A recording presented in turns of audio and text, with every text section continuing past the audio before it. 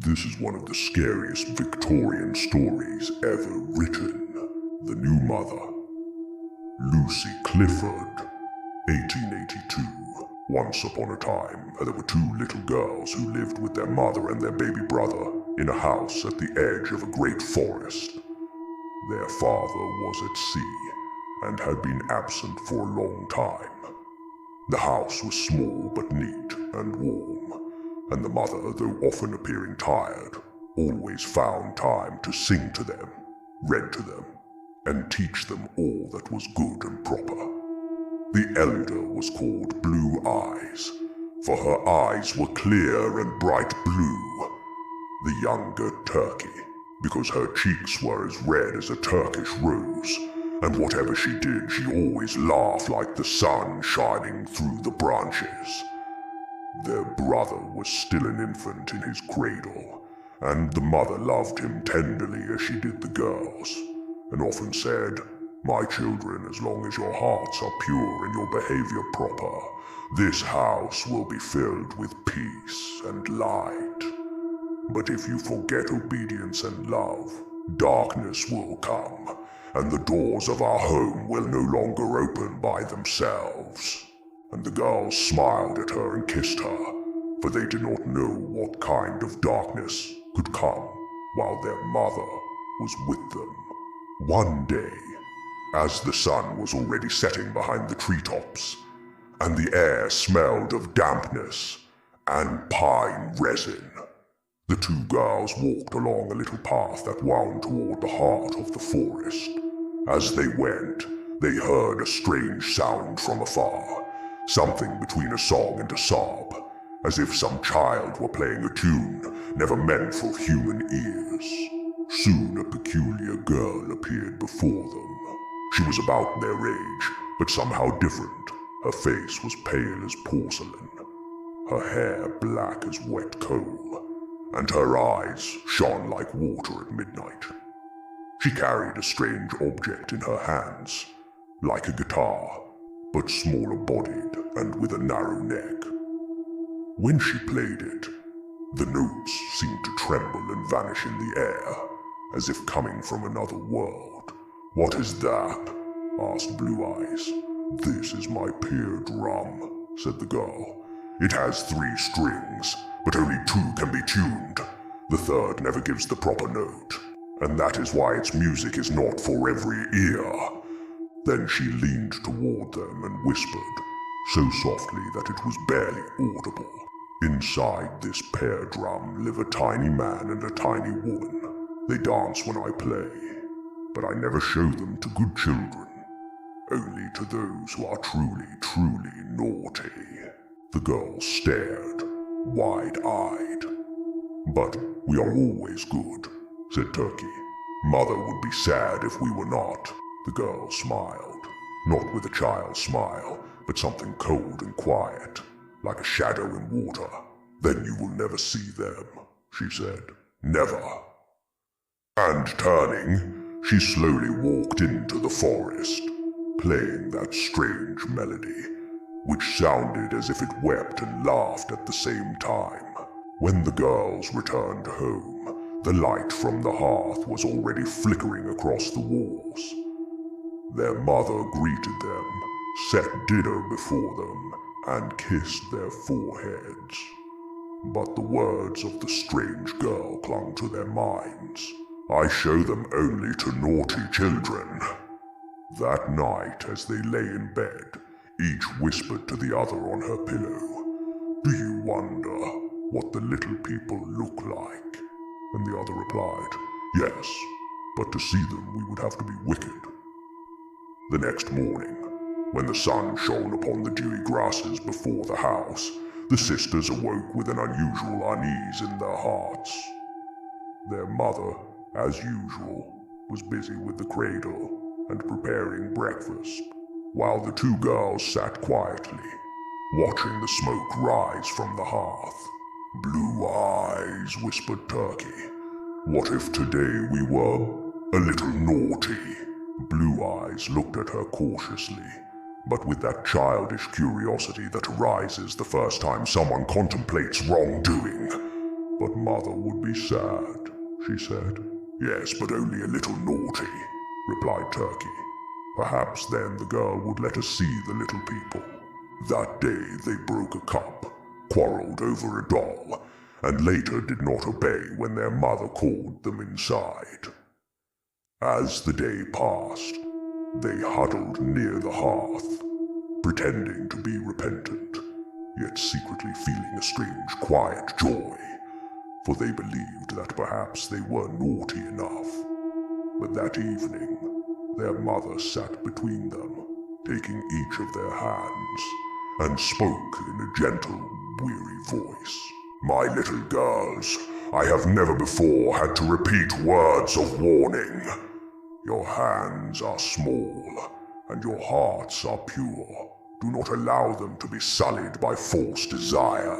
Naughtiness brings not marvels, but loss. Blue Eyes and Turkey bowed their heads, yet their minds could not erase the one phrase, I show them only to naughty children. The following day they again walked along the forest path, and as if waiting for them, the girl with the pear drum stood beneath the old oak. She played softly, a melody that sounded as if speech flowed in the air. When she saw them, her smile barely moved. Well, she asked, have you been naughty? Yes, said Turkey proudly. We broke a cup, quarreled, and did not obey Mother. The girl shook her head. Ah, that is nothing, she said. That is not true naughtiness. You must be far naughtier, much naughtier. Only then will my little people dance. Then she played several notes, and through the air spread something like song and weeping at once. She turned and vanished among the trees, and their eyes lingered long upon the place where she had stood. When they returned home, their mother met them with a worried look. Where have you been? On a walk, said Blue Eyes, trying to conceal her excitement. Their mother was silent for a long moment, then spoke quietly. Children, if you do not learn that obedience is the sign of love, I shall have no choice. I shall take Arthur, and a new mother will come, with eyes of glass and a tail of wood. At these words the sisters paled. But Mother, Turkey whimpered, you would not do that. I shall, said their mother softly. For little girls who no longer know what is good cannot have the same mother. That night they could not sleep. In the dark, while the wind rustled through the branches, they heard faintly from afar the sound of the pear drum. The notes mingled with the roar of the sea and the silence of the house. Turkey whispered, tomorrow we shall be even naughtier.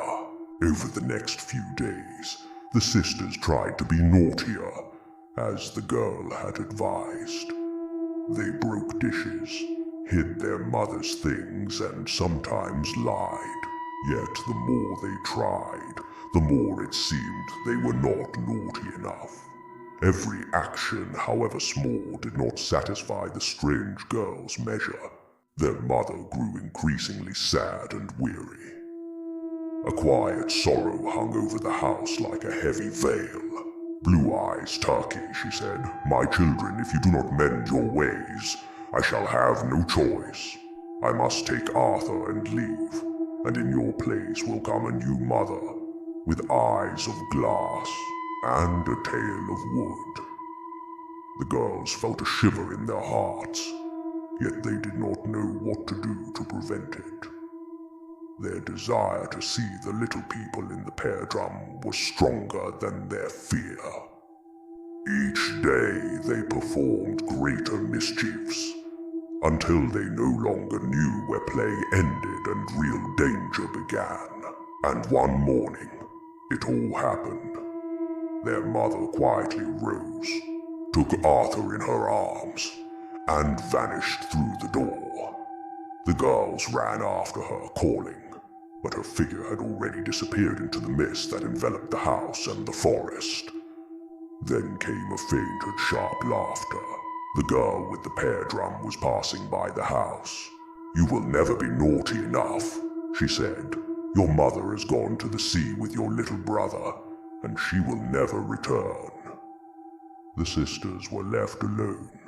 Blue Eyes and Turkey did not believe the girl. They cleaned the house, dusted, lit candles, and waited for their mother to return, hoping it was only a sinister jest.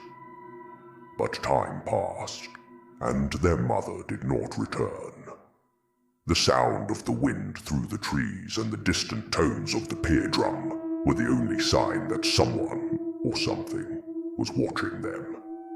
Then what they feared most occurred. At the door knocked the new mother. Her eyes were of glass, cold and impenetrable, and her tail of wood struck the threshold, cracking and threatening. The house was finally filled with the fear the girls had long felt, but could not name. Turkey peered through the window. Her heart nearly stopped. The glass eyes of the new mother reflected the candlelight, and the tail threatened to break the door. "We must flee," whispered Blue Eyes, and together they ran into the forest, into the darkness and the cold, knowing their true mother would never again cross the threshold of the house. Now they lived in the forest, feeding on what they could find, occasionally returning to the house in hope of finding her. But it was now under the control of the new mother. The sisters were now completely alone. The forest had become their home, a quiet, cold labyrinth of trees and mist, where they knew they could survive only on what they could find: berries, roots, and rainwater collected in tree hollows. Yet not a day passed without thoughts of their mother. Every rustle among the branches, every shadow passing by, seemed to be her figure, slowly calling to them. But every hope was fleeting. The house remained there, just beyond the hill, silent and dark, now in the possession of the new mother. One gloomy afternoon, despite their fear, the sisters dared to approach the house. It was closed, yet through one window, hidden behind the curtains, they saw the faint pale gleam of glass eyes. The wooden tail rustled softly, striking the threshold, threatening anyone who came near. The house was alive, but it was no longer theirs. The sisters withdrew into the forest, knowing that every attempt to return was in vain. And as they walked among the trees, the wind carried the faint, eerie tones of the pear drum, a melody that was at once an invitation and a warning. And so, Blue Eyes and Turkey continued to live in the forest quietly, always searching for signs of their true mother. Yet all they ever found was the presence of the new mother in the house that now belonged to her. The sound of the pear drum still came through the mist and the wind, reminding them, and anyone who dared to listen, that naughty children and anyone who does not know fear and obedience could lose everything they love. And the house, now under the dominion of the glass-eyed, wooden-tailed mother, stood silent, dark, and unyielding, waiting for new hands to knock upon its doors, perhaps never to be let inside. Thank you for watching.